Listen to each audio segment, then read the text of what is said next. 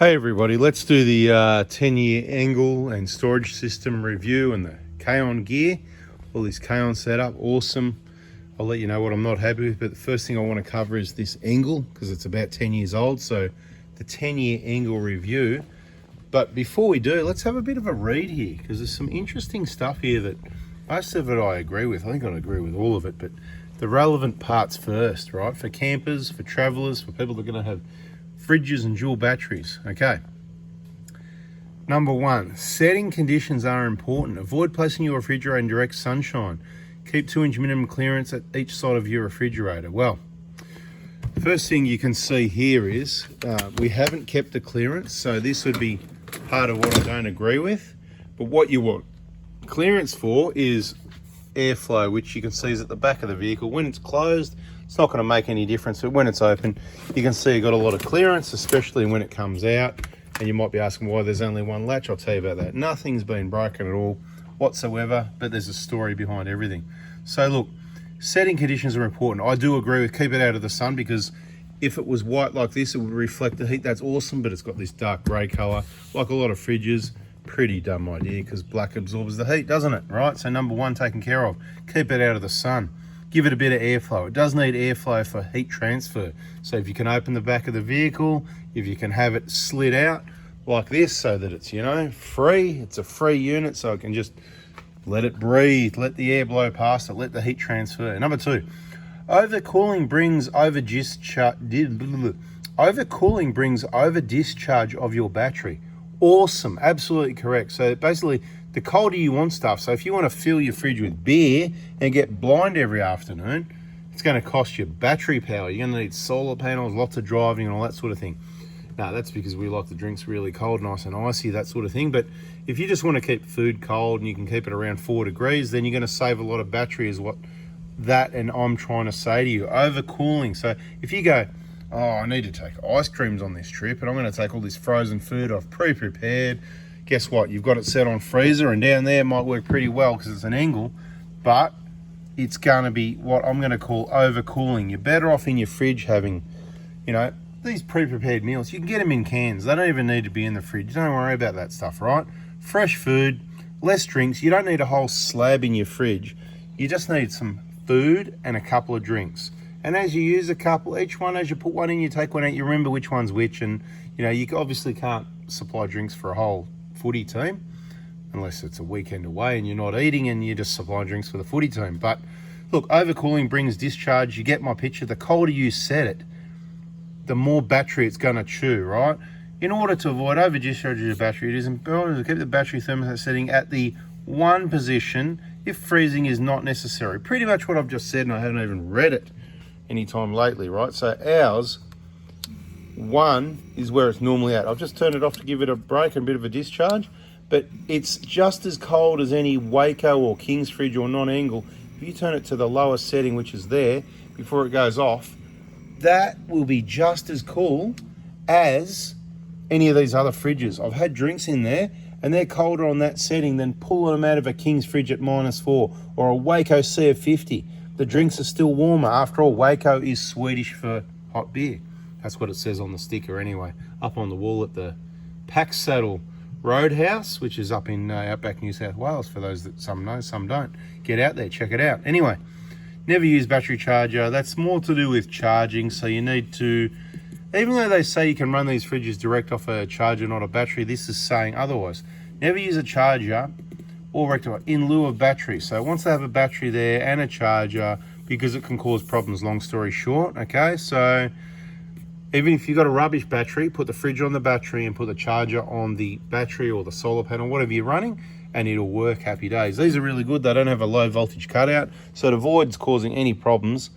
I'm going to get to the review. I love the fridge, by the way. I just love it. If I had my time again, I'd buy 2. That's what I was meant to do, but I didn't really need one, and I borrowed one off a mate and whatever, and I should have just got 2. Anyway, I can still get another one, can't I? Do they still sell these? Someone have a quick Google.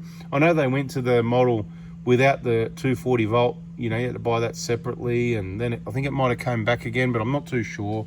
Anyway, never employ quick charger unless DC is pulled out. So I think if you're running on your battery, you don't want to have massive charger that pumps the voltage and all that, which I don't know about that, whatever.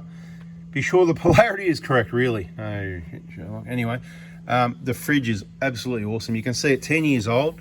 The quality of the rubber here, the seal, there's nothing wrong with that. It seals perfectly. The hinges are good, the lid's good. Inside the fridge is good. You've got the full height evaporator, so it gets cold all the way from the bottom to the top, not just cold at the bottom and coolish at the top, right? So it's a proper fridge. That's what's really good about it. What do we got here? Oh, emergency supplies Vegemite's a bit dried up. Throw that one in the bin. Bit crashed out. Throw that one in the bin. Obviously, I don't need enough Vegemite. No, I'll take it in the jar just in case, you know, that sauce is starting to look a bit old, and it's probably not bad. I'm sure it's fine, isn't it? Right, yeah, we'll keep the sauce, right? And I don't really use barbecue sauce, so you know what, that can go. Balsamic dressing, maybe one day we'll keep that. Oh, crusty Vegemite, look at it, it's all cracked up. It's not all it's cracked up to be, but it is. Look at it all cracked up. We'll get rid of those, and we'll see what we're left with. The all-important, I've got some fresh tomato sauces. We'll update those and get those in there, because you never know when you forget the tomato sauce and you need tomato sauce. Important to have spare. That's your timing belt tensioner. Don't know why that's in there. I've got thousands of those. Bottle openers, 3 of those. You never know when you need a bottle opener. A spare valve cap, that's good. This clip, don't really need that. They can go in the bin. All right, now we've had a clean up. Let's continue. Okay, awesome fridge. I'll close the lid on it so I can show you the outside, because the outside's all part of it. Okay, so the outside, this grey lid, they stick onto this white part. That's meant to be flush, so you can see the glues come away if I squeeze it, but it still works. And the clip, the lid over is on the grey part, so of course around this side, no problem. It's just on the ends, but the white lid still stays down, it still seals. Early days when I got, and it's sealed at this end even with one clip, right? Early days when I got this fridge, I did a lot of research on it, and some people that had them said, oh, the only downside is these clips can break, right? So I thought, well, what am I gonna do to save it? Because what could happen if somebody didn't shut the fridge? I thought, well, I've set it up pretty well that it's going to miss, right? But I thought, oh, if it gets busted, we're in trouble. Or if one gets busted from people, mainly it's from people overloading the fridge and trying to jam it shut, apparently, right? But they work well. They're not weak. There's nothing wrong with it. It's over 10 years old now. I think I got this in December 13, so it's past 10 years. I took the other one off so that if it got broken or something happened, I've got a brand new spare, which I believe is in the 120 here, down in the spare parts box, in that back container there of the stuff you're never going to need, behind that 20-litre jerry can. That worst case scenario on a trip, you open that up and you've got everything you need, you know, your sat phone and your ENGLE clip, because it's just as important to keep that beer cold, isn't it? Anyway, not that funny, I know, but look, you only need one clip. The point is, look, you have a look at it. It's sealed, right? I've only ever run one clip. I've got one spare there. What's easier, open and closing 2 clips, or open and closing 1 clip, right? Happy days. You know the answer. Keep your fridge at working height. That's the floor of the car. Don't put it up on top of a drawer. Then you don't need one of those big contraption things that drops it down to working height. That's a pain. That's an absolute pain in the butt. You don't want any of that. You want easy, workable stuff, right? Here, pantry, food. Here, drawer. You know, all your stuff you're never going to use at the back and all your camping gear at the front. You've got a spot in here for your bags, and you've got heaps more space up on this top shelf here. So the storage system's awesome. I really wouldn't change a thing. You could probably add in this vehicle. I haven't got that K-on storage up the top there. We've only got the cargo barrier because I've decided to do it different. When I did this one, the cargo barrier wasn't available. That's when I actually asked K-on, hey, I reckon you should make this. This would be a great idea. And that's what they did. And that's why we got it in the other vehicle. Pros and cons, like this is good as well, but like that's good as well. So each to their own, there's different setups available. Okay, so the table, awesome. One of the best things they did, this cage thing because of the net. I said, mate, that'd be great. Yep, they did that. How good are K-on, everyone? Put in the comments, how good are K-on? Anyway, hopefully there's some more products that we can get organised soon that everybody needs. Chopping board here is always handy. A bit of extra, that one's a bit tight, but that's all right, still works. You don't want it falling out on its own. Bit of extra table space, because you can never have too much table space. If your bags aren't there, if you're camping on your own, you've got all this space to put things there and here, and it's really handy just to store stuff. But I just wanted to say the fridge, it's been running 365 days a year, more or less. You know, it's most of the time it's on 24 hours a day, 7 days a week. When it's here, usually I plug it on the charger. I've got a power board set up there with the AC plugged in. I think the AC for the fridge is that one there. charges. That one there, that's the charger. So when I plug that white plug in, which isn't plugged in at the moment, and the fridge isn't turned on, but when it's plugged in, the batteries get charged, of course, and the fridge runs on AC, which is more efficient, much better. And of course, putting cold things in is better. So if you've got to put stuff in that's hot, you do in the morning, and then you're driving, recharging your battery. Try not to put hot things in at night or warm things in at night to cool down overnight, because that's what's going to chew your battery. But depending on your requirement, size of your fridge, your setting, as we've already talked about.